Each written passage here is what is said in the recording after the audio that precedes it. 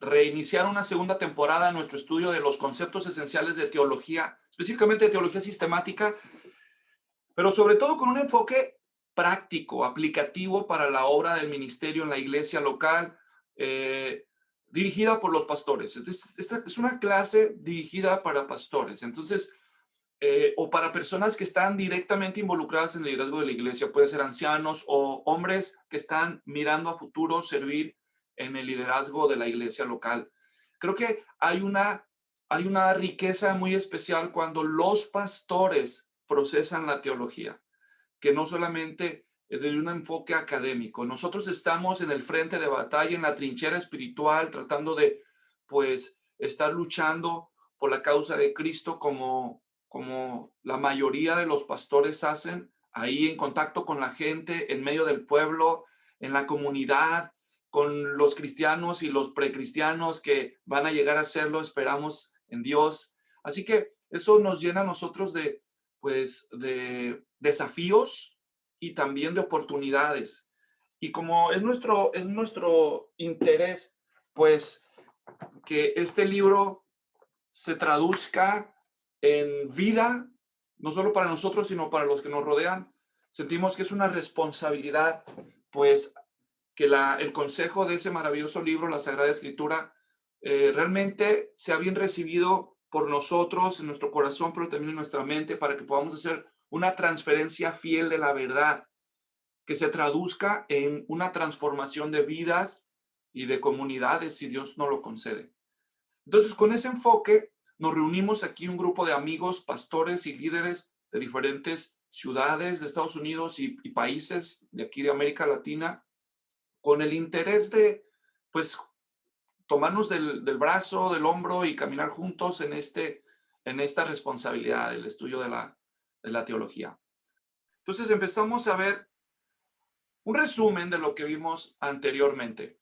Vamos a ver la oportunidad. No sé si alcances a leer, Juan Pablo, bienvenido. ¿Quisieras leer para nosotros el resumen? Sí, muchas gracias. Resumen de temas estudiados en la primera temporada. En la primera temporada comenzamos haciendo una introducción al estudio de la teología, prolegómenos. Hablamos del Evangelio y luego abordamos los temas relacionados con las doctrinas de la Biblia. Dios Padre, Cristo, el Espíritu Santo, al ser humano, el pecado y la primera parte de los temas de la doctrina de la salvación. Gracias. Todo eso lo vimos en la anterior. Ahora sigue adelante, por favor. Temas de estudio de la segunda temporada. Esta segunda temporada se considerarán los subtemas pendientes de la doctrina de la salvación, así como las doctrinas de la Iglesia, de los ángeles y de los eventos futuros. Gracias, Juan Pablo. Muy bien, pues ya, habiendo dicho eso, no sé si alguien tiene alguna opinión o comentario que quiera hacer en respecto a los objetivos que acabamos de mencionar para este curso. ¿Está todo claro? ¿Alguna opinión o pregunta? ¿No? Ok, muy bien. Pues entonces, siendo así, vamos a continuar entonces, empezando con el primero de estos objetivos, que es, vamos a hacer un repaso de lo que vimos en la temporada anterior. Seguimos entonces aquí viendo nuestra pantalla y dice ahí, repaso. En la temporada pasada abarcamos muchos temas importantes de teología relacionados con el ministerio pastoral. Ahorita vamos a hacer un repaso que nos sirva de recordatorio de los conceptos esenciales aprendidos. Entonces, ahorita, a partir de este momento vamos a responder a la pregunta, ¿qué es, según lo que acordamos? Y vamos a mencionar una serie de conceptos. Entonces, vamos a empezar diciendo, ¿qué es? Y empezamos con teología en este caso y así sucesivamente. Entonces, este es un momento interactivo de la clase. Vamos a ver si tienen sus apuntes a la mano, los pueden sacar y revisar. Y si lo pueden decir de memoria, sería muchísimo mejor, porque a la larga se supone que eso es lo que deberíamos de hacer, poder responder de memoria algunos de estos conceptos cuando cualquier persona dentro o fuera de la iglesia en modo de diálogo se acerca y nos pregunta, oye, ¿qué es eso? ¿Y cómo lo explicarías? Y vamos a ayudarnos entre todos a corregir alguna mala concepción en relación con algunos de estos temas. Así que todos estos temas, les recuerdo, ya los explicamos, ¿ok? Si alguno perdió el contenido, bueno, simplemente remítase a las notas o a los videos que ya están ahí en mi canal o pídame las notas y se las vuelvo yo a enviar. ¿Ok? Bueno, entonces empezamos. Empezamos por ahí. ¿Qué es teología? ¿Qué dijimos que es la teología? En palabras sencillas. ¿Quién levanta la mano y nos opina? O todos pueden opinar si quieren habilitar sus micrófonos en ese momento, ¿está bien? O como vayan participando. ¿Quién? Estudio de Dios. Estudio de Dios, muy bien. Gracias, Lupe. ¿Alguna otra forma de decirlo? ¿Alguien más?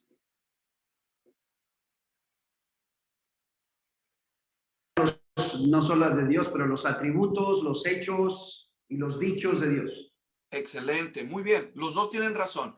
Estrictamente hablando, la palabra teología dijimos que era de Theos, Dios, Logos, estudio tratado, estudio de Dios y de las cosas relacionadas con Dios. Como dijo Pastor Jesse, pues de las obras, de los dichos y del carácter y la naturaleza de Dios. Muy bien, excelente. Seguimos entonces. Segundo término que aprendimos o que debemos recordar, la teología natural. Ahora hay diferentes tipos de teologías. Empecemos con la teología natural. A.B., ¿tú recuerdas qué es la teología natural? Experiencia, razón, no sé. Sí, vamos a dejar reviso aquí mis apuntes, aquí sí los tengo.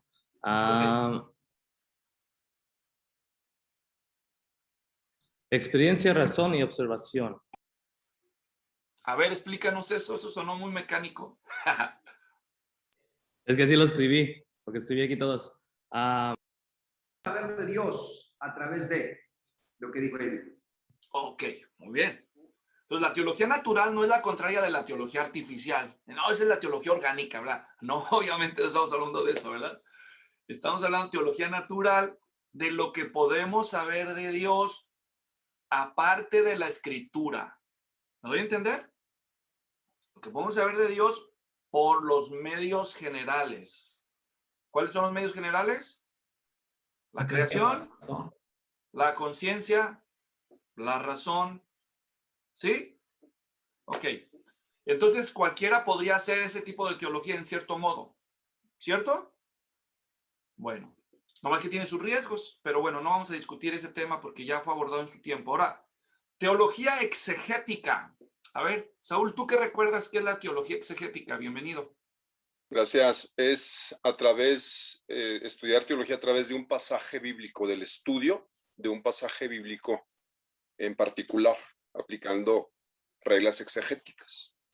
Muy bien, excelente, muy bien dicho. Es tomar un pasaje de la Biblia y analizar lo que nos dice de los temas teológicos dentro de ese pasaje.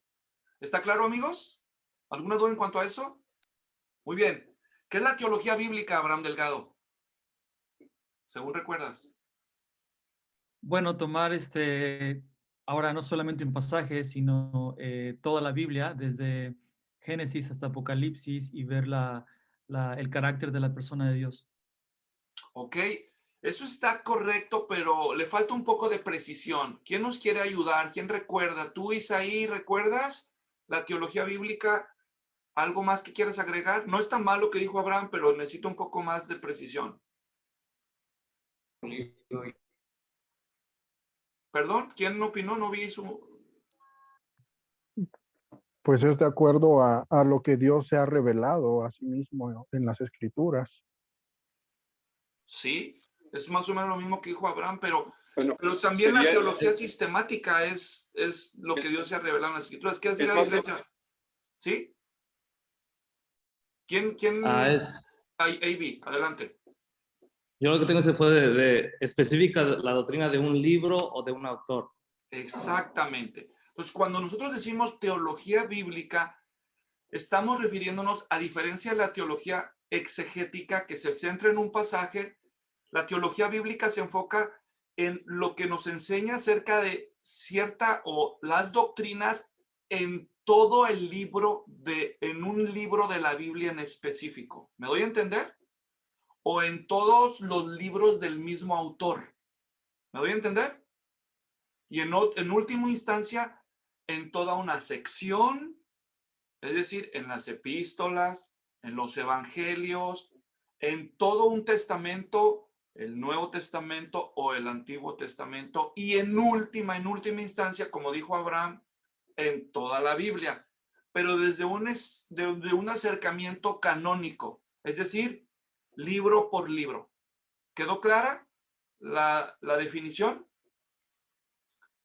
Debe de ser clara porque son complementarias y a la vez a veces se traslapan. Por ejemplo, la teología exegética es teología bíblica, pero la teología bíblica es más que la teología exegética. ¿Está claro? Digamos que estarían como en círculos concéntricos. Bueno, entonces, ¿qué es la teología sistemática? A ver, Efraín, ¿tú recuerdas qué queremos decir por teología sistemática?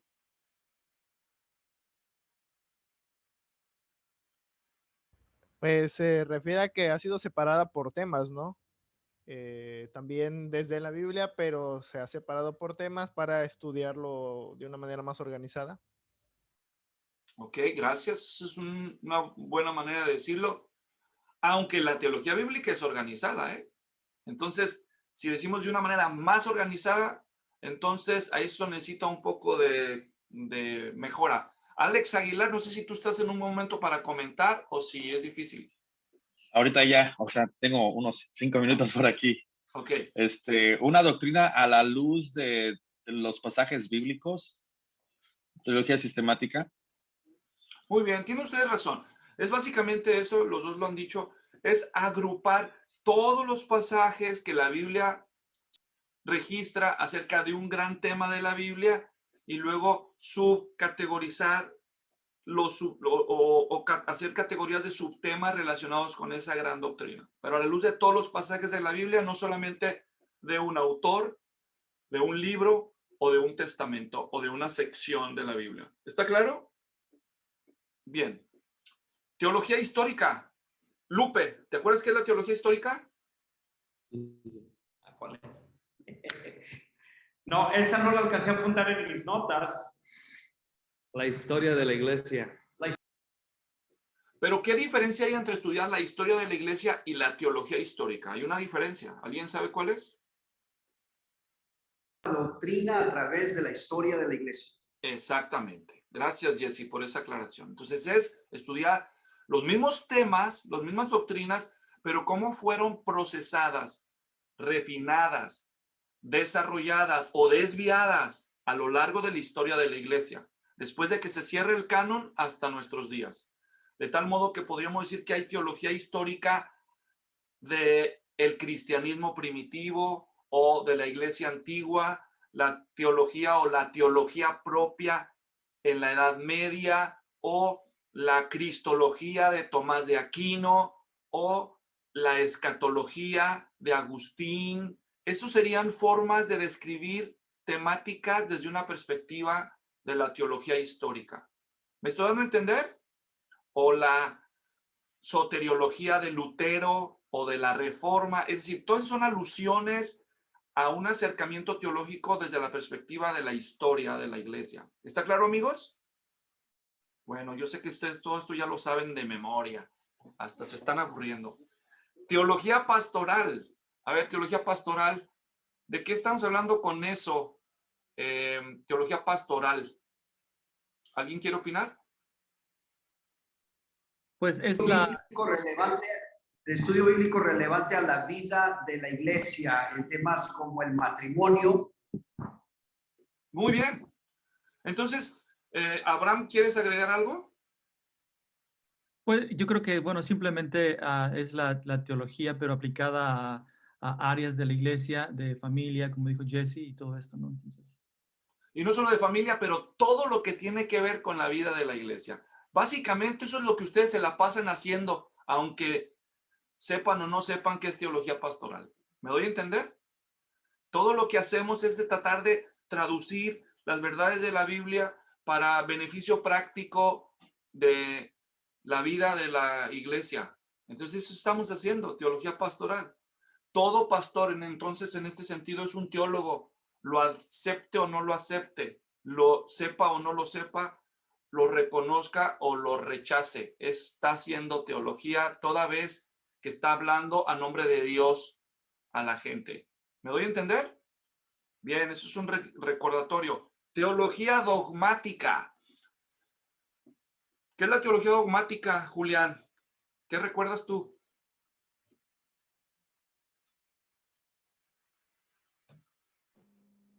Creo que no recuerdo mucho, hermano. No estuve en las primeras clases. Ya me incorporé Ok. después. ¿O sabes algo de eso? Pero sí habla en cuanto a las doctrinas, ¿no? Dogmas tiene que ver con doctrinas, una idea, algo así. La teología aplicada en cuanto a las doctrinas fundamentales, las verdades teóricas de la fe. Gracias por tu comentario, es buen intento. Sí, yo recuerdo que esta fue de las primeras clases y probablemente no estuviste, pero la teología dogmática tiene que ver con algo un poquito diferente. Vamos a ver si alguien más nos ayuda. Alex, dinos, ¿qué recuerdas? ¿Es acerca específicamente de una denominación? Muy bien, muy bien. Entonces, ¿alguien más quiere ayudarnos a todavía clarificar esto un poco mejor? ¿Quién recuerda? Teología dogmática. El cuerpo oficial de credos y confesiones. Muy bien. Entonces, cuando una denominación o una familia de iglesias establece en su constitución, en su catecismo, en su declaración, una verdad como absoluta para todas las iglesias de su familia, para ellos eso se convierte en un dogma. Y ahí es donde denominamos a ese trabajo teología dogmática. Cuando los teólogos de una familia de iglesias, denominación, red o lo que sea, o rama, definen una postura inalterable para ese movimiento como un dogma, entonces allí están haciendo ellos teología dogmática. Y hay libros que así se llaman, teología dogmática de X y Y. Muy bien. Ahora vamos a recordar, vamos a darle la oportunidad a Lupe, porque tiene ganas. No, le vamos a dar esta respuesta a los que todavía no contestan. A ver, empecemos por lo básico. Santiago Patlán, dinos de las 10 doctrinas esenciales, ¿cuáles recuerdas? En orden, además. Pero habilita tu micrófono. Se me olvidaron, pero tenía que ver con lo de cristológico, ¿no? O la iglesia o todo eso. Sí, pues ahí está, no estás tan mal, nomás te faltan 8 y los nombres técnicos. Primeros, Ahorita te van a ayudar. Aquí te va a ayudar Humberto ahorita, vas a ver. A ver, Humberto, ¿cuáles recuerdas tú de las 10?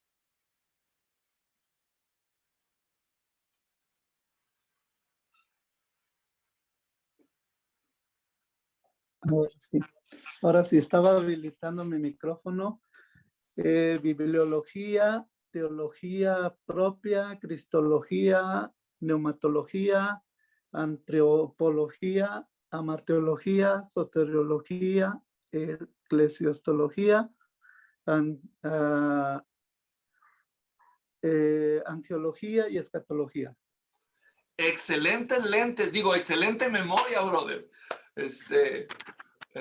Bueno, entonces sí, buenos lentes. No, está bien, de eso se trata. La cosa es tenerlo presente. Ahora, amigos, de memoria, eso tiene que ser de memoria, ¿eh? Si yo termino este curso y al menos no se saben esas 10 de memorias, renuncio. Así que por favor, no me hagan renunciar, ¿ok? Échenle ganas ahí. Las 10 doctrinas, entonces ya las debemos de tener así fresquecitas. Muy bien. Ahora, esto yo creo que es muy difícil que se lo sepan de memoria, pero yo creo que sí vale la pena tenerlo consciente y pues algunos de ustedes seguramente lo tienen en sus notas, pero si no voy a compartir mi pantalla para que lo leamos juntos. Y me estoy refiriendo que en algún momento del curso pasado nosotros hablamos de las preguntas de reflexión para afrontar los problemas del momento. ¿Recuerdan que hablamos de eso un poco? Especialmente el año pasado, aquí en Estados Unidos nos tocó vivir una convulsión de circunstancias muy únicas. No solamente la pandemia, algo que no habíamos vivido en una generación nuestra, y además los disturbios sociales, las protestas, que se desencadenaron por el asunto de George Floyd y luego las elecciones y todos los asuntos sociales que sacudieron la sociedad en la que nosotros vivíamos. Entonces, esto provocó que la iglesia diera reacciones encontradas. Y dijimos que todo eso son ejemplos en que nosotros debemos prepararnos para saber responder a los desafíos que se presentan en nuestro vivir de una manera estratégica, de una manera provechosa y bíblicamente responsable. Entonces, de eso estábamos hablando. No sé si ustedes recuerden, pero aquí se los proyecto solamente para que sea más claro. Le vamos a pedir a uno de ustedes que lea. Vamos a dejar que Efraín nos lea las 3 preguntas que discutimos en ese momento.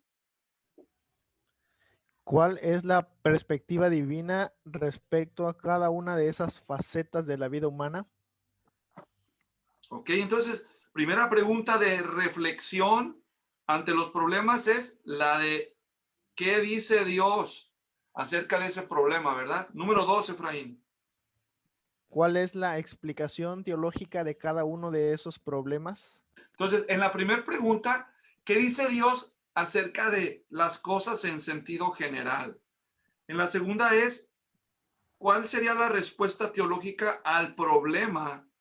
O sea, por ejemplo, estamos diciendo que si, por ejemplo, se reconoció en el 2015 el matrimonio entre personas del mismo sexo. Entonces, ese es un problema. Antes de responder al problema, tenemos que preguntarnos, ¿qué dice Dios acerca del matrimonio? Es decir, ¿cuál es la postura, la perspectiva divina acerca del tema en general, acerca de este? Y luego, número 2, de este problema, ¿cuál sería la explicación teológica que genera este problema? ¿Me doy a entender? ¿Cómo explica la Biblia esta variante o esta cosa que se nos presenta? Y seguimos entonces, Efraín, con las notas. ¿Cuál es la solución teológica a cada uno de estos problemas? Entonces, una vez que identificamos cómo la Biblia explica ese problema, entonces si la Biblia o a la luz de los principios bíblicos, ¿cuál sería la solución a ese desafío o a ese problema del que estamos hablando? Muy bien. Y después dijimos que estas son las preguntas, observen, esto es importante, preguntas de reflexión. Estas son preguntas internas, son preguntas aquí en la cabeza. Y una vez que reflexionamos acerca de eso, entonces tenemos que dar una respuesta. Entonces, respuestas, 3 preguntas también. Número 1, Efraín. ¿Cuál es la responsabilidad de la iglesia respecto a cada desafío desde la perspectiva teológica? Entonces, la iglesia cristiana, sin importar en dónde esté, ¿cómo debería de responder? ¿Cuál es la responsabilidad que la iglesia tiene con respecto a esta problemática? Es la primera pregunta que debemos hacernos. Número 2, Efraín. ¿Cuál es la responsabilidad de mi iglesia hispana respecto a cada desafío desde la perspectiva teológica? En esta segunda pregunta, ya no solo pienso en la responsabilidad de la iglesia, sino de mi iglesia, en mi contexto, de mi comunidad. Y por último, número 3. ¿Cuál es mi responsabilidad personal respecto a cada desafío desde la perspectiva teológica? Entonces, allí no solamente la iglesia tiene una responsabilidad. Yo tengo, porque yo soy la iglesia, es decir, yo soy parte de la iglesia y yo mismo tengo una responsabilidad que cumplir como individuo, como pastor y como cristiano. Pastores, siguiente pregunta, el evangelio. El evangelio, dime, ¿qué es el evangelio? En 30 segundos. A ver, a la luz de lo que estudiamos al menos. Las buenas noticias de Dios para el hombre. Muy bien, muy bien. Nos lo dijo como en 3 segundos, no en 30. Ahora, díganme el evangelio con un pasaje, Abraham. Hermanos, perdón, Primera de Corintios 15:3, que Jesucristo murió por nuestros pecados, fue sepultado conforme a las Escrituras y resucitó de los muertos. Y bueno, es las nuevas de salvación para todo aquel que cree. Muy bien. Excelente. Que se le apareció a 500, dice también, ¿no? Sí, muy bien. Bueno, y dice mucho más del resto del capítulo, ¿verdad? Pero básicamente en una cápsula, ahí está. En un pasaje, si tú quieres presentar el Evangelio, 1 Corintios 15, 3 y 4, Cristo murió por nuestros pecados conforme a las Escrituras, fue sepultado y resucitó. Y yo les di en aquella ocasión otro pasaje complementario que era Romanos 4, 25, que dice que murió y resucitó para nuestra justificación. Murió por nuestros pecados, resucitó para nuestra justificación. Muy bien, Abraham, muchas gracias. Ahora, ¿cuáles son las demandas del evangelio? Yo les dije en aquella ocasión, no es en la Biblia, no es lo mismo el evangelio que las demandas del evangelio. ¿Alguien recuerda cuáles son las demandas del evangelio?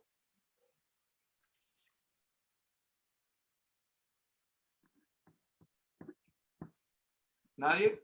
No sé si es lo correcto, pero me imagino que tiene que ver con frutos dignos de arrepentimiento, un cambio de vida o... No está tibio. ¿Alguien que revise sus notas? A ver. Ok, las demandas del evangelio son 2. Nunca lo olvides. Arrepentimiento y fe en nuestro Señor Jesucristo. Arrepentimiento de pecado y fe en nuestro Señor Jesucristo. Eso es lo que el evangelio le pide al hombre como respuesta. El evangelio le da la buena noticia, pero lo hace reo, lo hace responsable de responder. Y la respuesta que Dios exige del hombre a la luz del evangelio, entonces es, no lo olvides, pastor, arrepentimiento y fe en nuestro Señor Jesucristo.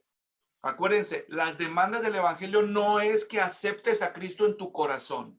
Eso no es la demanda del evangelio. Tú puedes decirlo si quieres, pero lo que la Biblia dice es arrepentíos, creer en el evangelio. El Señor Jesucristo, Marcos 1:15. Pablo también lo dijo en Hechos 20.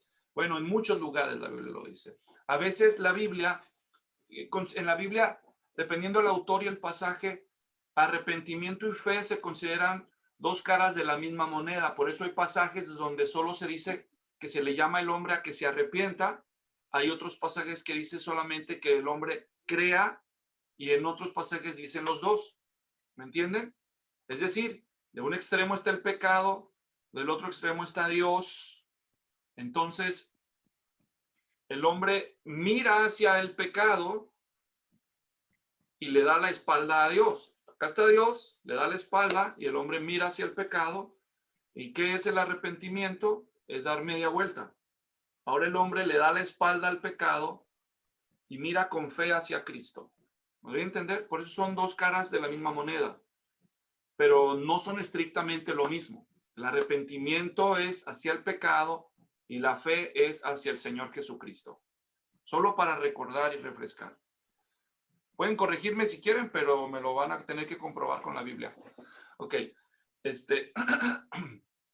Pero es importante que esto quede claro, porque cuando menos por 2 razones, y esto repaso nada más. Una es porque sí estamos honrando la Biblia. Esos son los términos que las Escrituras usan para llamar al pecador a Cristo, y también porque entre más fieles seamos al texto bíblico, menos margen de error. Menos margen de error y exaltamos la palabra de Dios más alto. Con nuestro ejemplo le enseñamos a la gente lo que esperamos de ellos. Que vayan a la Biblia y sigan sus criterios y sus consejos. ¿Me doy a entender? Salvo cuando es estrictamente necesario, que la Biblia no provee un concepto definido para explicar una verdad y encontramos nosotros, o ya existe, ya se acuñó un concepto que resume toda una verdad, como decir la Trinidad. No aparece la palabra Trinidad en la Biblia, pero sí está bíblicamente sustentada su explicación, entonces pues sí, metemos el término para no inventar otro, ¿verdad? Pero cuando ya existe un término bíblico, pues mi inclinación debe ser preferir ese vocabulario bíblico que dármelas de novedoso. ¿Sí me explico, hermanos? Mejor educar al pueblo de Dios en cuanto a la terminología bíblica que en cuanto a imponerle nueva terminología que no está en la Biblia y luego es más susceptible de ambigüedad. Bueno, ya te entendimos, Luis, ya, por favor. Ok, revelación general. Sí, Jesse, adelante. Solo hablando de lenguaje, ¿verdad? De la manera en que comunicamos lo que comunicamos. ¿Cuál es tu opinión en relación a algunas versiones de la Biblia que resumen a veces, bueno, la Biblia Message, ¿verdad? Que ni siquiera tiene versículos, u otras versiones que quieren hacer el concepto más fácil al oyente? Porque estamos hablando de términos, de enseñar, y creo que al comenzar a leer estas versiones, no sé si estamos acomodando en lugar de enseñar. Sí, gracias por la pregunta. Tú me pides mi opinión y esta es mi opinión. Salvo que sea flagrantemente torcida una versión, yo creo que todas las versiones algo aportan. Algo aportan. Traducir la Biblia es un trabajo muy arduo que requiere mucha destreza y mucha valentía. O sea, se requiere valor para decir, yo traduje la Biblia, porque tú sabes que existe un universo de académicos que te la van a revisar, pero con lujo de detalle. Y garantizado que te van a encontrar algo que se pudo haber dicho mejor. Entonces, tener el valor de publicar una versión ya es un mérito, una traducción de la Biblia. Ahora, también nosotros a veces tendemos en el rigor de la ortodoxia, o sea, en pro de defender la verdad, a veces podemos caer en el extremo del hipercriticismo, ¿verdad? Siempre estamos buscando los errores en todo. Entonces, nosotros no somos de ese espíritu. Queremos tener una perspectiva balanceada, bíblica, que sí estamos apegados a la letra, pero también conducidos por el espíritu. No queremos ir de extremo a extremo, ni ser fariseos, ni tampoco ser ingenuos. Entonces, para responder a la pregunta, mi opinión es que depende del contexto en el que tú te desenvuelves, entonces es la conveniencia de la versión que tú usas. Yo expliqué esta pregunta con lujo de detalle en un video que tengo como parte de una serie que se llama Cómo estudiar la Biblia, y el video se llama ¿Cuál versión de la Biblia es mejor? ¿Cuál versión de la Biblia en español es mejor? Y ahí yo menciono las versiones, mencioné yo creo como unas 15 o 20 versiones de la Biblia y doy mi opinión en cuanto a cada una de ellas de forma así súper resumida. Pero para dar una respuesta breve, Pastor Jesse, digo que para nosotros que vivimos en un mundo de habla hispana donde existen suficientes recursos bibliográficos, es decir, existen suficientes libros y didácticos, es decir, existen escuelas, maestros y cursos disponibles, mi preferencia es las Biblias de acercamiento literal. Hay dos criterios generales para traducir la Biblia: las traducciones dinámicas y las traducciones literales. Traducciones dinámicas y traducciones literales. Estoy resumiendo lo que dije en aquel video. ¿Cuántos sabían de estas distinciones? Levanten la mano los que saben la diferencia entre las dinámicas y las literales. Entonces explico. Una traducción dinámica lo que trata de hacer es traer el texto original al lector en las palabras más sencillas. Es decir, el traductor de la Biblia se ocupa de interpretar, no solo de traducir. Hay una diferencia entre interpretar y traducir. El traductor está preocupado por traer de un idioma al otro de una manera fiel el mensaje original, pero la interpretación conlleva traducción, pero va más allá de la traducción. La interpretación no solamente trae las palabras de un idioma a las palabras del nuevo idioma, sino que hay veces que de una vez las interpreta en su sentido general y ya las da digeridas para el lector. Entonces, en ese sentido, va a requerir esa traducción más palabras porque va a explicar y no solo transliterar. ¿Me doy a entender? Digamos, por citar un ejemplo, que en algún idioma existe la palabra agapao y en español es amar. Entonces, pero si yo lo tradujera a un idioma donde no existe una palabra como amar así, entonces yo podría decir el sentimiento que experimentamos cuando vemos a un miembro de la familia. Imagínense cuántas palabras usé para ilustrar un concepto. ¿Me doy a entender? Entonces, hay culturas que no tienen ni una sola Biblia. De modo que es más, hay culturas que ni siquiera tienen un idioma escrito, solamente tienen un idioma oral. ¿Me doy a entender? Hay todavía miles de tribus en el mundo que no tienen un lenguaje escrito. Entonces, si un traductor se va a un contexto como ese, parte de su trabajo es no solo descifrar ese dialecto, sino reducirlo a caracteres fonetizados, es decir, escribir un alfabeto y luego diseñar todo un glosario, un diccionario del propio idioma y luego ver el grado de compatibilidad que hay entre los términos que existen en este idioma y los términos bíblicos. Y luego finalmente construir una traducción. Es muy improbable que se van a hacer muchas traducciones a este dialecto, por lo tanto, él va a tener una inclinación a una traducción dinámica, donde de una vez explica cosas, porque si no lo explica él, los estudiantes de ese idioma no van a contar con libros de hermenéutica, con léxicos, con diccionarios teológicos, con comentarios bíblicos, con Biblias de estudio para explicar los pasajes. Entonces, las traducciones dinámicas cobran un valor muy, muy especial en esos contextos. Otro contexto es cuando el blanco, el objetivo al que se dirige una versión son personas que no tienen trasfondo bíblico. Personas que nunca han estudiado la Biblia, que no son creyentes evangélicos, que no tienen la costumbre, la disciplina de estudiar teología desde pequeños, y va a ser la primera vez que leen la Biblia. Entonces, las versiones dinámicas en español están orientadas a ese tipo de personas. De ahí tenemos la Dios habla hoy, la Biblia al día, la nueva traducción viviente, la traducción en lenguaje actual, la Biblia de Dios para todos, la Biblia del pueblo, en fin. Entonces, el mensaje en inglés.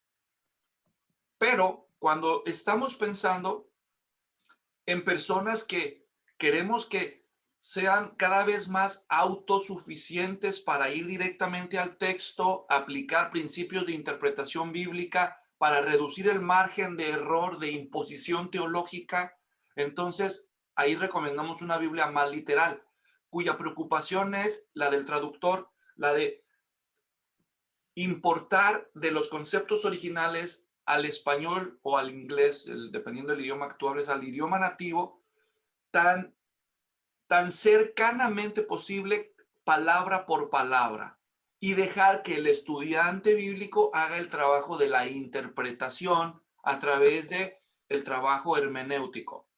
Entonces, yo como pastor instruido, yo prefiero una traducción literal, porque la gente va a leer lo que dice el texto en sí. Y ya cada persona va a ser capacitada como un buen estudiante de la Biblia para hacer el trabajo de observación, interpretación y aplicación. En lugar de yo hacer el trabajo de observación, interpretación y aplicación para ellos y dárselos ya todo digerido y ponerlo todo en un librote lleno de explicación, que tiene más riesgos, porque ahí yo le impongo mis interpretaciones y mis perspectivas teológicas. Yo sé que este es un rollote, pero lo que quiero decir es, finalmente, para responder a la pregunta del pastor Jesse, es, ¿qué opino yo? Bueno, como yo soy un pastor, yo quiero apuntar al mejor tipo de discípulos que yo pueda producir. Yo prefiero versiones literales. Literales como la Biblia de las Américas, la Nueva Biblia de las Américas, la Biblia Reina Valera actualizada, la Biblia textual de la tercera edición, que en lugar de que la nueva versión internacional o la nueva traducción viviente. Porque yo estoy aspirando a formar discípulos, estudiantes serios de la Biblia y no nada más ganar gente para Cristo, ¿sí? Pero yo espero que esa gente ganada para Cristo estudie. No hay nada de malo en estudiar la nueva traducción viviente, la Dios habla hoy, todas esas son buenas, yo las tengo, yo las consulto, pero yo no estudio la Biblia en ellas. Bueno, yo trato de estudiar la Biblia en el idioma original, porque yo puedo, pero el que no puede, yo les enseño que estudien la Biblia en versiones literales. La mejor cita no es la mejor, pero para mí ahorita, pues, la Biblia, la Nueva Biblia de las Américas, porque tiene el español latino y porque, pues, tiene mucho más precisión que Reina Valera 60 de lejos, de lejos. Claro que algunos me van a, si alguien ve un video, pues ahí me van a crucificar virtualmente, que me tiene sin cuidado. Pero bueno, me preguntaron mi opinión, pues yo les doy mi opinión. Isaí. Pastor Luis, en el seminario donde Efraín y Julián y yo estudiamos, hemos tenido la oportunidad de tener experiencias respecto a todo esto que se está hablando. Yo tuve una vez la oportunidad de predicar en un pueblo en Oaxaca que se llama Usila, y ellos utilizan la Reina Valera 60, pero tienen un montón de gente mayor que solamente habla dialecto. Entonces, mientras tú estás predicando, a tu lado hay un hermano que está traduciéndote y tú dices una frase corta y entonces lo que usted dijo, ¿no? Tienen que explicar los conceptos y se hace una predicación un poco larga. Entonces sí, utilizan una buena traducción, pero tienen que interpretar, tienen que hacerlo dinámico. También tuve la oportunidad de conocer a un hermano en otro pueblo, que él estaba traduciendo la Biblia de una manera tanto escrita como audible, y la estaban grabando en dialecto. Y era un proyecto que tenía muchísimos años. Era un trabajo realmente admirable, y en la iglesia lo menospreciaban porque prácticamente él estaba dedicando todo su tiempo a eso.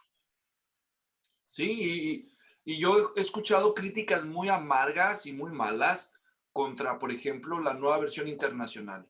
Dicen que es satánica, que es adulterada deliberadamente. A mí se me hace injusto eso. Se me hace injusto porque esas críticas a veces las hace gente que no sabe hacer exégesis, ni traduce nada. Pero cómo dan trabajo, ¿verdad? Primero. Segundo, en la providencia de Dios a mí se me concedió conocer a algunos de los que fueron parte del comité editorial y traductor de la nueva versión internacional. Son hombres piadosos, hermanos. Uno de ellos fue uno de mis maestros y yo lo conozco. Él ama al Señor. Él trabajó duro con otros hermanos fieles. Entonces, que digan que le hicieron satánicos, o sea, de veras, ni a caricatura llega a eso, ¿me entienden? Lo único que revela es la ignorancia que hay a veces en el pueblo de Dios, criticando lo que no entiende. Pero, como el Señor dijo, a los pobres siempre los tendréis con vosotros, también a los prejuiciados siempre los tendréis con vosotros, y son parte del cuerpo de Cristo algunos de ellos, y otros son pues, cabras en medio de los corderos. Entonces, no siempre es fácil saber la diferencia. Pues les tenemos paciencia, les amamos, y nosotros debemos tener cuidado de estar mejor informados. Por cierto, aprovecho entre paréntesis, no creo que tendría yo que decir esto entre pastores, pero igual lo voy a decir. Espero que sepan, hermanos, que no debemos creer todo lo que sale en internet. No más porque salen las noticias de internet, ya decimos, oh, así es. Nosotros somos hombres de opinión, ¿no? Es decir, lo que tú dices, la gente te lo cree. Por eso debes tener mucho cuidado cuando ves una noticia en internet para hacerle un reply o compartirla en tus redes sociales o en la iglesia, en un aviso, lo que sea, porque es tu deber verificar. Esos errores los entiendo en los hermanos de la iglesia, pero nosotros de pastores debemos tener muchísimo cuidado. Y esto lo digo porque esto de las satanizaciones de ciertas versiones de la Biblia es parte de la avalancha de teorías conspirativas que abundan en internet. Pero bueno, fue un paréntesis. ¿Eso significa que no hay traducciones malas, Luis? No, sí hay traducciones malas. Y la de los testigos de Jehová es una de ellas. A pesar de lo que digan y a las pruebas nos remitimos. Pero ya hay por ahí unos que otros biblistas de los testigos de Jehová muy diestros en los idiomas bíblicos, ¿eh? Yo ya he visto por ahí uno o dos muy diestros, que se las ingenian para defender sus puntos de vista. Pero bueno, ese es tema de otra conversación, no nos vamos a desviar. Hay una traducción homosexual también, la otra vez vi que sacaron una Biblia gay. Ande, pues, bueno, ahí está. No tengo una copia de esas, pero no es la Biblia arcoíris, hermanos, no se confundan, esa es otra, ¿ok? Algunos ya iban a ir a tirar la Biblia arcoíris. No, el arcoíris no tiene la culpa. Bueno, Jesse, no sé si contesté tu pregunta o no, pero a lo mejor. Me ha ayudado bastante, especialmente para especificar, ¿verdad? Y estaba yo pensando literalmente en nuestro grupo de inglés de la segunda generación y hacer la separación, porque regularmente trato de hacer mucho más relevante, ¿verdad? Lo que digo en el servicio de inglés y más literal en español. Pero me encanta decir, pienso en los grupos pequeños de estudio, ¿verdad? Para especificar, ¿verdad? Lo importante de entender cuando estamos mirando una versión cerca de la traducción literal y cuando estamos leyendo una que también tiene que ver con un buen propósito, hablando de un acercamiento dinámico. Y mira, te voy a dar un ejemplo que me acaba de pasar. El lunes tuve una clase en inglés. Tengo una clase vía Zoom con jóvenes de college, unos pocos de mi iglesia y han invitado por ahí uno que otro amigo de otro lado y se juntan y les estoy dando como un discipulado. Por cierto, si alguien algún día quiere curiosear, pues es bienvenido. Es cada 15 días los lunes en la noche. Pero bueno, estábamos viendo, me preguntaron del tema de la elección. Casi nada, imagínense, de la elección. Bueno, pues nos metimos a hablar de la elección. Entonces, estábamos... Te amo.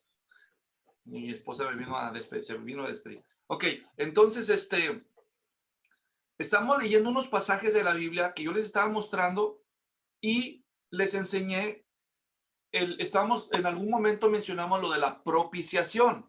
Propiciación. A ver, ¿qué es propiciación? Nos sirve de repaso porque íbamos a llegar ahí al final. Propiciación. Cristo recibió el castigo por nosotros, Él soportó todo el peso del castigo de Dios por nosotros. Muy bien, estuvo cerca. ¿Alguien más?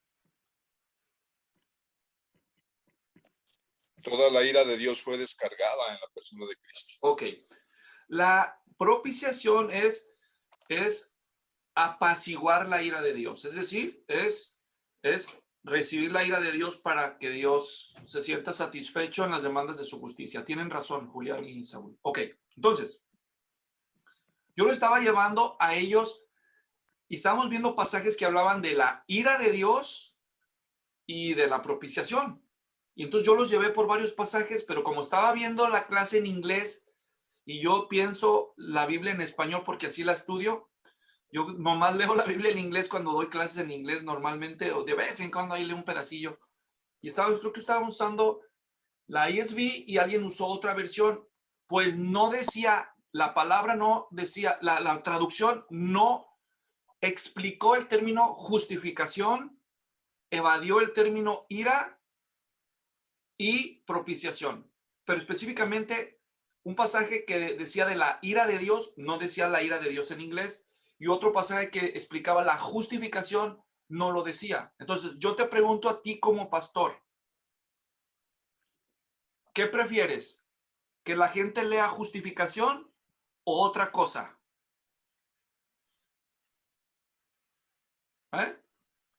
Justificación. ¿Verdad Lea. que sí? ¿Verdad que sí es un tema que merece la pena ser defendido? Entonces, ahí es donde tú dices, bueno, ¿hasta dónde voy a consentir en esto de que se siga diluyendo el mensaje, que se siga explicando al punto que se pierde, se disipa? Es decir, solo para evitar, yo no sé qué quería evitar el traductor cuando evitó deliberadamente poner la palabra ira de Dios, pero el texto dice ira. ¿Me doy a entender? Entonces, yo estaba construyendo mi argumento de la propiciación en Romanos 3:25, mostrándoles cómo Pablo está construyendo el argumento de la ira de Dios en el capítulo 1:18, 2:5, 3:5, si no me equivoco, para cuando llegamos al 3:25. Pero no me salió el chiste, porque cuando los hice leer los versículos, no decía. ¿Por qué no decía? Por la versión de la Biblia que estaban usando. ¿Me doy a entender? Entonces, ¿ustedes creen que cuando Pablo construyó su argumento no fue intencional al escoger estos conceptos? Por eso, entonces, yo como pastor, ¿qué prefiero? El Espíritu Santo. Sí, ¿verdad? Y exactamente, sobre todo el Espíritu Santo. Entonces, ¿yo qué quiero como pastor? Que no se confundan porque no entiendan la justificación o hacer mi trabajo. Dejar que lean eso y luego explicarles a ellos lo que eso significa. ¿Me doy a entender? O sea, piensen en Pablo otra vez. La mayoría de iglesias que él fundó eran de trasfondo judío o no judío. Judío. Judío, ¿verdad? Entonces, nomás porque no eran judíos, él decidió no citar el Antiguo Testamento. Pues ni lo conocían los gentiles, ni conocían, ni los bárbaros, ni los gálatas, ni los romanos conocían el Antiguo Testamento. ¿Para qué citar el Antiguo Testamento? ¿Vemos esa filosofía en Pablo a la hora de escribir sus escritos? No. Él no evade la responsabilidad. ¿Es el Antiguo Testamento revelación de Dios o no? ¿Sí? Entonces el problema no es de Dios, el problema de quién es, de los gentiles que se alejaron. Ahora hay que traerlos de regreso al conocimiento de la verdad. ¿Me doy a entender? Usando eso como argumento, por eso digo, yo prefiero ahora, mira Jesse, yo planteé una iglesia usando la Nueva Versión Internacional y vi los resultados. Tú consigues a lo que apuntas. Si tú lo que quieres es que el mensaje sea más sencillo y que la gente estudie menos, eso es lo que vas a conseguir. ¿Entiendes? Yo fui parte de una iglesia allá en México donde usaban la Nueva Versión Internacional para no complicarles el trabajo. Y luego yo planteé una iglesia luego pensando así. No, ya uso otra versión, ahora yo uso la Biblia de las Américas. Pero porque ahora ya tengo muy claro el tipo de discípulo al que yo estoy apuntando. ¿Me entiendes? Si eso va a requerir de mí explicar más, lo explico, no tengo problema con eso. Pero yo quiero que la gente piense teológicamente y no nada más que se la lleve light. Bueno, esa es mi opinión. Pero si ustedes están usando esas versiones, no hay nada de malo. No hay nada de malo. Pero acuérdense, malo, bueno, mejor. ¿Qué tiene de malo? No, es buena. Pero ¿es buena o es mejor? Bueno. Es que si hago esto cuesta más trabajo. Pues sí, mi chavo, para eso eres pastor. Ponte a trabajar, ¿verdad? Pero bueno. Perdón, no quiero ser irrespetuoso. Ahí está, pues, mi opinión. Revelación general. ¿Qué es revelación general? A través de la creación, a través de todo lo que vemos, ¿no? Muy bien, de la creación y de la conciencia, ¿correcto? Especial, revelación especial.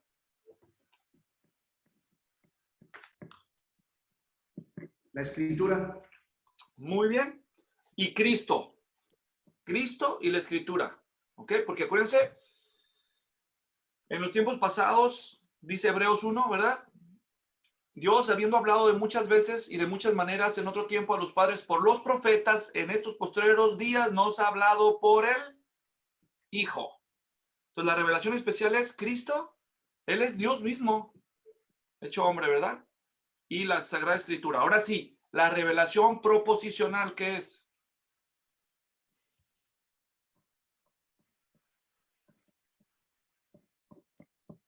Revelación proposicional.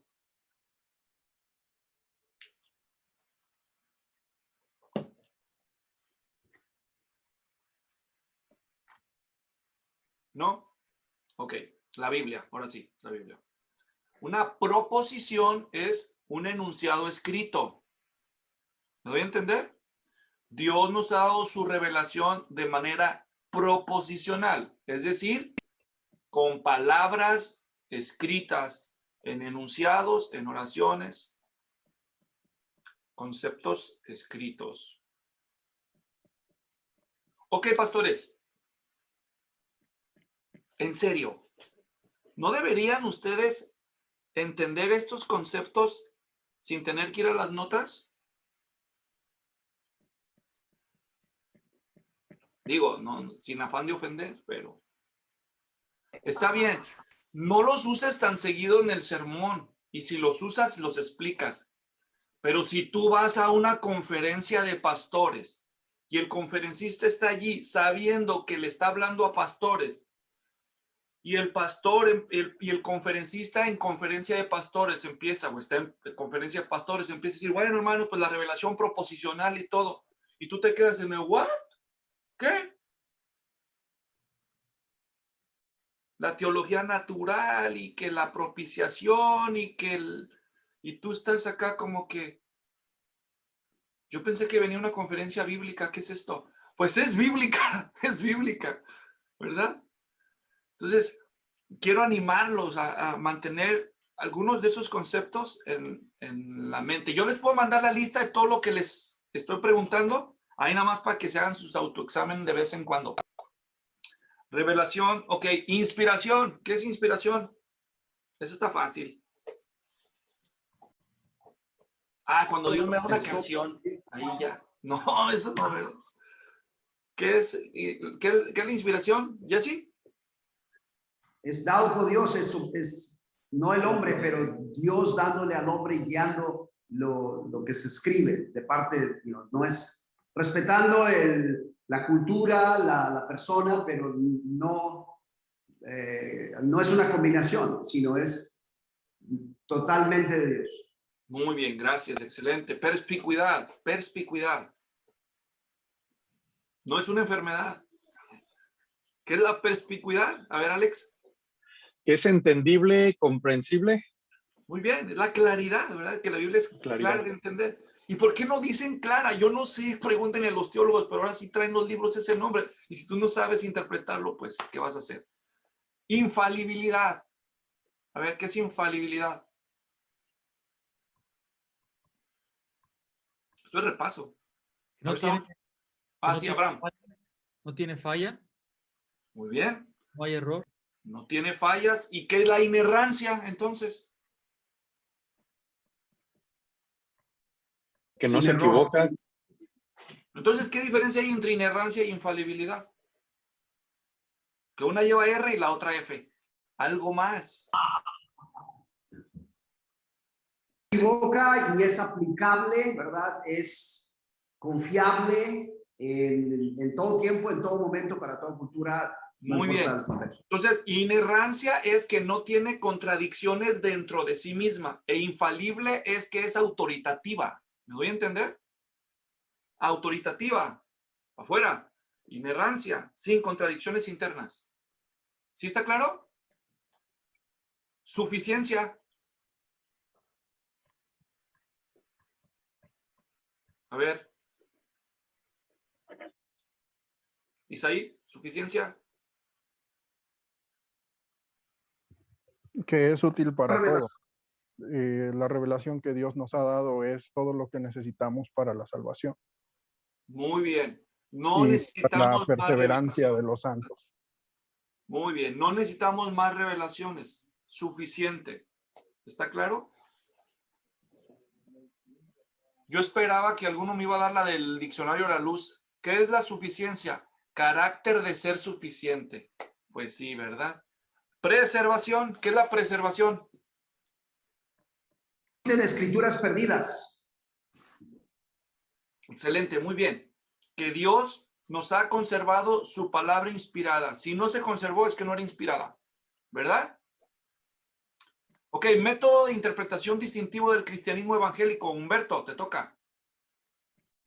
Literal, histórico, gramatical. Muy bien. Literal, histórico, gramatical. Excelente. Hasta yo les dije ahí un medio nombre que inventé. ¿Te acuerdas, Abraham, cuál era? Liga. Liga, ¿verdad? Con eso me acuerdo más fácil. Ok. ¿Qué son los atributos comunicables y los incomunicables? Efraín, ¿te acuerdas?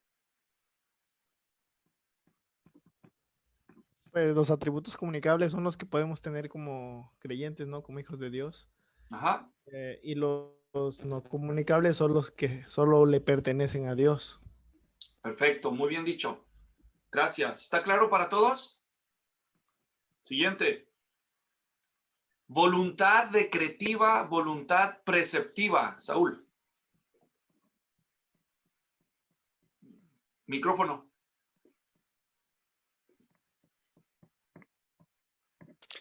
Dios ha dado decretos, es decir, Él ha dicho cosas que Él ha declarado claras y no van a cambiar. Y prescriptiva son preceptos que Él nos ha dado para que se cumplan. Muy bien. Ok.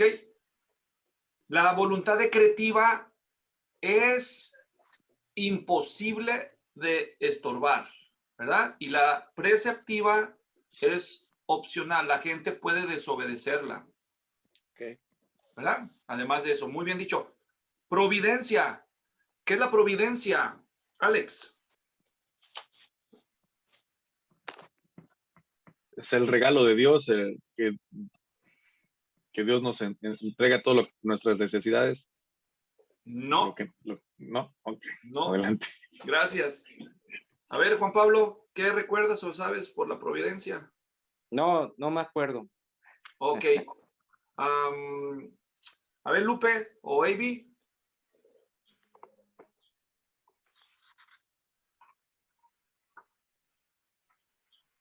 Bueno, el que guste. Dios moviendo todas las cosas para cumplir su propósito y su voluntad. Eso es. Gracias. Es el control soberano de Dios sobre todas las cosas. Dios está detrás de todo. Nada escapa de su providencia. Es lo mismo que decir, nada escapa de su control. La providencia es el gobierno invisible de Dios a través de los medios naturales. El complemento de la providencia sería los milagros, donde Dios interrumpe los medios naturales para hacer algo excepcional. Pero cuando Dios no está obrando de manera sobrenatural, está obrando a través de su bendita providencia. ¿Ahora sí está más claro, Alex? ¿Sí? ¿Todos? Muy bien. Teodicea. ¿Qué es la teodicea? ¿Alguien recuerda? Una señora que vive por allá. No, esa no era. Que si Dios es el originador del pecado. Ok. Muy bien. Ese es el tema del debate del origen del mal. Teodicea es significa como defender a Dios, que Él no tiene la culpa del mal. Pero en sí, en teología, la teodicea es el debate de la existencia del mal en el mundo de un Dios bueno. ¿Cómo se explica eso? ¿Está claro, hermanos? Entonces, cuando oigan la palabra teodicea, ya saben, no está hablando de una odisea, ni tampoco de una señora. Está hablando del problema del mal. Kenosis. A ver, ese sí está más fácil. ¿Qué es la kenosis? Cristo se despojó de la manifestación de la gloria de Dios mismo. Muy bien, muy bien. Ahí está. Es el velo sobre la gloria que Cristo como Dios tenía antes de la encarnación. Unión hipostática. Cristo totalmente hombre y totalmente Dios. Muy bien, excelente. Redención. ¿Cuántos saben redención? Levanten la mano. ¿O creen que saben? Ok. A ver, Isaí, recuérdanos. Fuimos comprados a precio de sangre. Muy bien. Ahora, yo les expliqué literalmente la palabra redención. Directamente significa liberación. ¿Lo voy a entender? Liberación a través de una compra. Pero el enfoque final de la redención es liberación. Por eso algunas versiones de la Biblia van a traer libertó o liberó y otras dicen redimió o rescató. Pero deben saber por qué. Y otras van a decir compró. Hace poco estaba estudiando Apocalipsis donde dice que el Cordero nos compró con su sangre y es la palabra redimió. Él nos compró para liberarnos. Expiación. A ver, expiación. ¿Cuántos saben expiación? Levanten la mano. ¿O creen que saben al menos? ¿No están seguros? A ver, Abraham, recuérdanos. De que Cristo fue el Cordero que pagó por nuestros pecados. Muy bien. Entonces, expiación respecto al pecado, propiciación respecto a Dios, expiación respecto al pago, propiciación respecto a paz o apaciguar la ira de Dios. La misma acción, doble enfoque. Cristo murió como expiación por el pecado, Cristo murió como propiciación ante el Padre. ¿Está claro, hermanos? Eso debe estar así, clarito. Muy bien. Vicario, Julián, ¿qué es vicario? Una sola vez. Ok, más o menos. ¿Alguna otra idea, vicario? Sustitutivo. Muy bien, eso significa vicario, sustitutivo. Bautismo del Espíritu.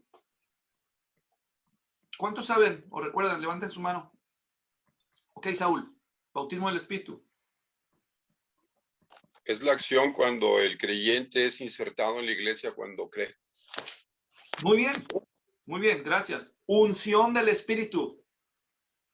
A ver, alguien que traiga la unción, que nos explique. A ver, Lupe, ¿te acuerdas? No. No, y no trae la unción. A ver.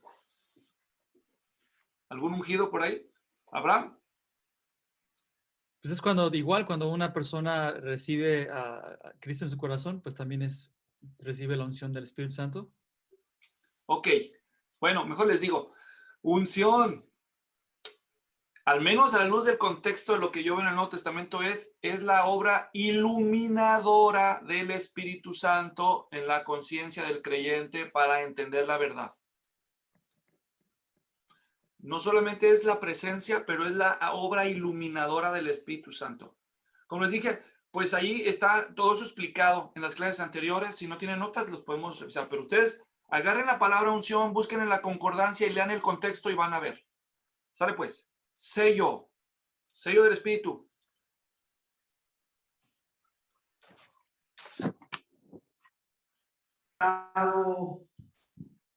¿Cómo? Alex. Sí, ok, Alex, adelante. Es el sello de propiedad de Dios en el creyente, con garantía de nuestra herencia y redención. Excelente. Cesacionismo y continuismo. ¿Cuántos saben o recuerdan? Levanten su mano. Ok, Isaí. Tiene que ver respecto a los dones. Hay quienes creen que algunos dones extraordinarios siguen vigentes en la iglesia y hay otros que creen que no es así. Muy bien, muchas gracias. Traduccionismo. ¿Quién recuerda? Traduccionismo. No tiene que ver con la traducción bíblica. Levanten la mano si alguien recuerda. ¿Cuántos recuerdan? Julián. Tiene que ver con el alma. Muy bien. ¿Qué? Si se transmite de padres o Dios la inserta en las personas al nacer. Muy bien. Muy bien. Eso es. ¿Está claro para todos? Si el alma la crea Dios en la concepción o si el alma se hereda de padres a hijos. Y esta es la perspectiva de que se hereda de padres a hijos. ¿Por qué creemos? Yo expliqué eso en su tiempo. ¿Por qué creemos que este probablemente le hace más justicia al texto? Porque si no, estaríamos diciendo que Dios crea almas pecadoras. Porque el texto de Salmo dice, en pecado me concibió mi madre, dice David. Y sabemos que pues Dios no crearía el pecado o pecadores. ¿Me doy a entender? Bien. Dicotomía, tricotomía. No es una cirugía. ¿Ok? Es pensar que el hombre tiene espíritu y alma y cuerpo, o es simplemente espíritu y alma es la misma, se refiere en la Biblia en la misma cosa. ¿O? Muy bien, gracias Abraham. Transgresión e iniquidad. A ver, ¿cuál es la diferencia? A ver, ¿cuántos saben? ¿Cuántos creen que saben qué es transgresión? No se preocupen, nomás díganme, ¿cuántos piensan que saben qué es transgresión? ¿Cuántos creen que saben qué es iniquidad? Todas las practican, pero pues al menos las puedan explicar. Por desgracia, no las practiquen. Ok, a ver, entonces, Saúl, dinos qué recuerdas. Bueno, transgresión es transgredir una norma o la ley de Dios. Eso es transgresión.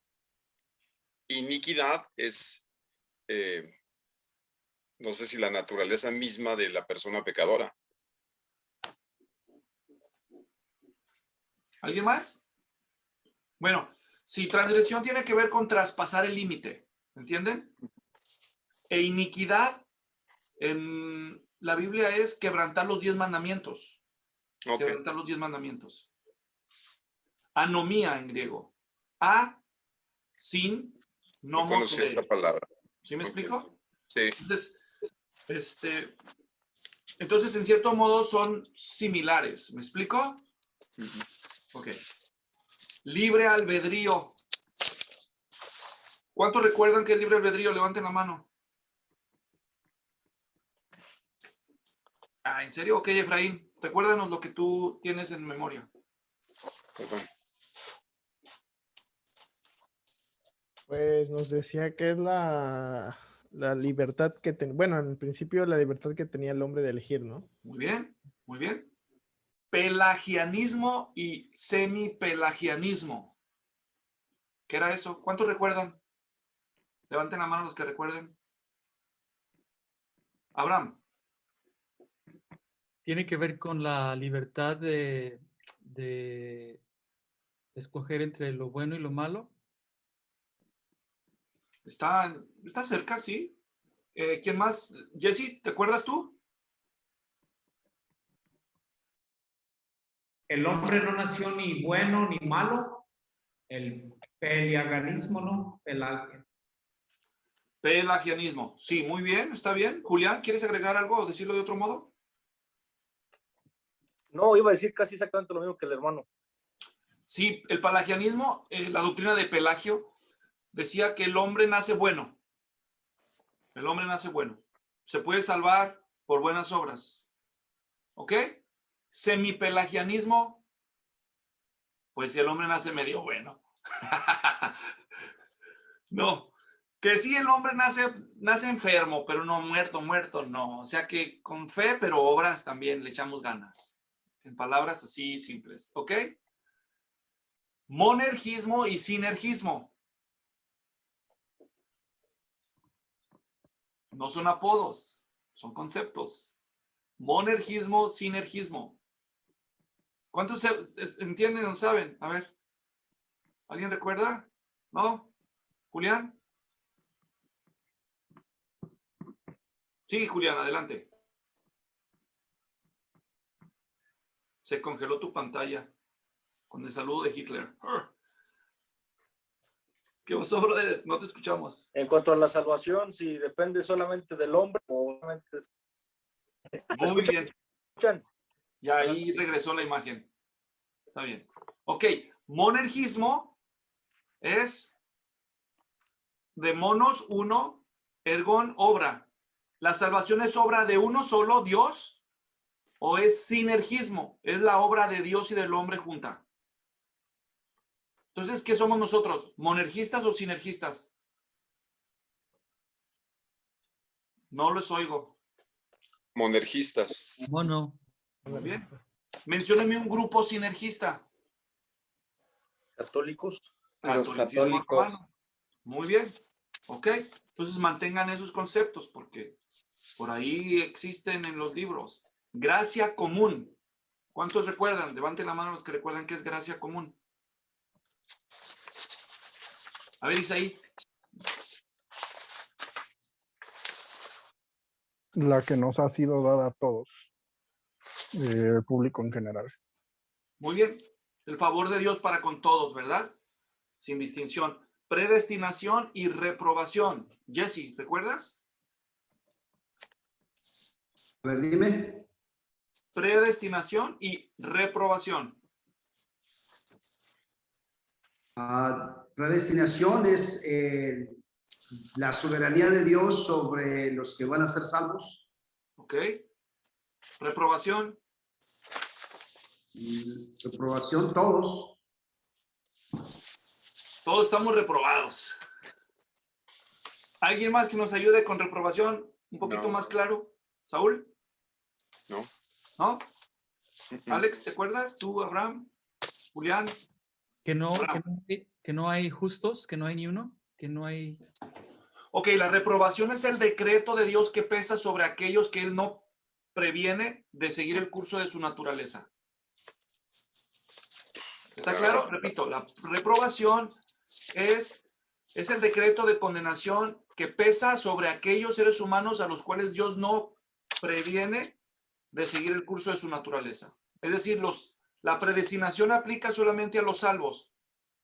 Y a los que no son salvos, Dios no los predestina para condenación, como dice el hipercalvinismo o algunas versiones del calvinismo. Simplemente Dios los deja que sigan el curso y ese curso termina bajo un decreto de reprobación. ¿Está claro, hermanos?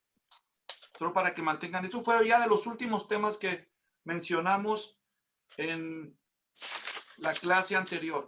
Hemos terminado, pastores, de hacer nuestro repaso.